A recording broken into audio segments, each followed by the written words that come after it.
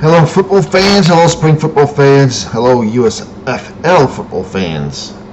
Well, last night began Week 4 of the United States Football League. A game between the North Division rivals, the Michigan Panthers and the Philadelphia Stars. And if you guys know your history, this was the two teams that met in the very first ever USFL championship game back in 1983 in Mile High. Good crowd, 60,000 people attended, and Michigan ended up winning that game in the first USFL championship. Well, last night was another good game. The good thing for what looks like last night's game is that the overall play, league-wise, continues to get a little bit better. It's still not XFL 2.0. It's not. And I'm hoping next year they give these guys in the United States Football League more than 3 weeks of training camp because they really need it.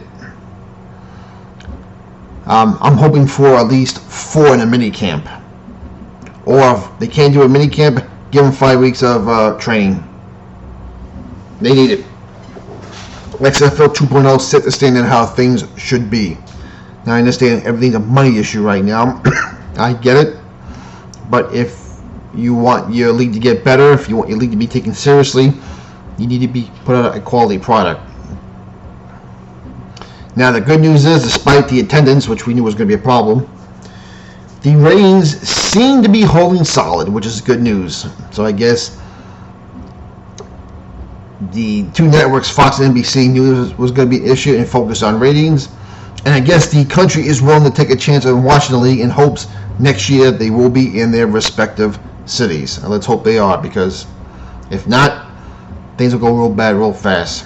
Anyway, let's talk about last night's game quickly. Again, I had a work. I'll be working over this weekend, so I just grabbed every YouTube highlight I can see.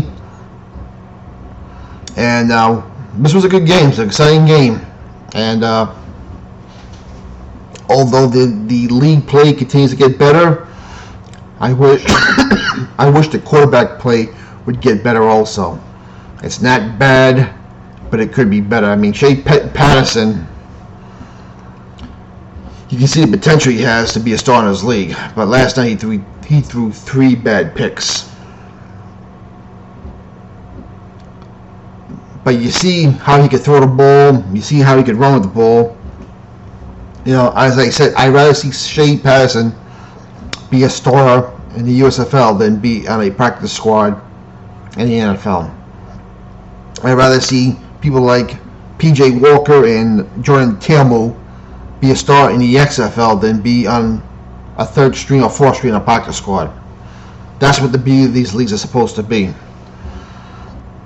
But regardless, the thing that continues to mystify me is that the special teams play in this league is really nothing to brag about, especially in the kicking game. Last night, you saw the Michigan kicker blow a 21-yard field goal at the end to give his team a loss.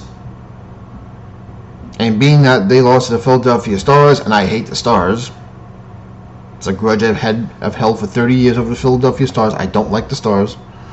Philadelphia is now 2-2. Michigan goes to 1-3. And I think today New Jersey play the winless Pittsburgh Maulers. And the Mother's Day matchup, the Saturday matchup is going to be Birmingham playing. Let's see, who's Birmingham playing? I think Birmingham is playing Tampa tonight in the big Saturday matchup. And I think Houston and New Orleans play on the Mother's Day matinee. Now, last night's game started at 10 p.m., which I really thought was unusual. I understand it's 9 o'clock.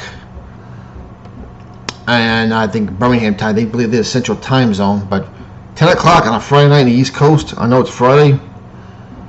I know there was some bad weather across the country last night. Was that the reason for it? I don't know. But the kicking game in this league is pretty atrocious. I mean, these guys are missing extra points and they're missing field goals. The Philadelphia kicker last night, I think, did go 4 for 5. So at least their kicker's doing a job. But the Michigan kicker, Canizares, is not doing a job, and my kicker in the New Jersey Generals, Nick Rose, is terrible. And despite him being terrible, my Generals are still 2-1 right now, and very well could have been 3-0 if it hadn't been for Nick Rose. So hopefully we get 3 more nail-biting games. I mean, it's good for the league. As long as these games are nail-biters, I think the ratings can remain solid. But at the same time, I don't want to see our starting quarterbacks throw 3 picks. I don't want to see our field goal kickers miss chip shots. I mean, I'd rather see block punts and block field goals than misses. Because at least you could say the special teams defense did their job.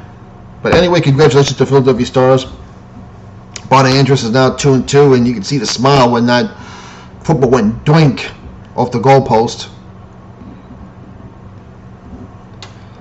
Oh boy. I hate to be Nick Canizares this morning. I would really hate to be him. Anyway, unfortunately, I have to work again today and tomorrow. I will have the next 4 weekends off after that, so we'll have week 5, 6, 7, 8. I think I'm going to subscribe to Fubo TV so I can watch these games. Right now, I can only watch on Peacock, and I think Sasquatch has the games, full games, once in a while. So, folks, enjoy your Mother's Day weekend. Enjoy the football action. Hopefully tomorrow, if I'm not, actually, no, I'm going to be real busy tomorrow. Tomorrow is the actual Mother's Day, so may hear from me again Monday on what I thought about the other 3 games. Anyway, enjoy the football action. Happy Mother's Day. We'll talk to you later, football fans.